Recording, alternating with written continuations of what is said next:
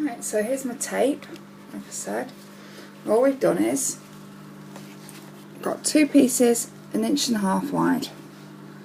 I've overlaid at a 45-degree angle and then sewn corner to corner. Then you trim, leaving a bit of a seam allowance, not a lot but a little bit. Don't want it to be too bulky. And trim the seam allowance. And open it up. See, I opened up there. Open it up, turn it over. Open out the flap.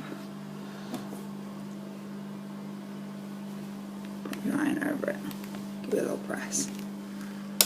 Would help if I'd turned my iron back on after I'd switched it off, but I was silly and I didn't. So it's still a little bit warm, so it's giving you the idea. There we go.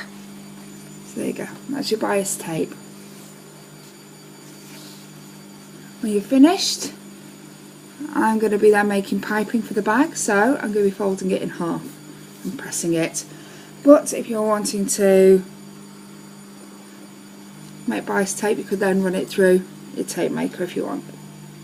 Easy peasy.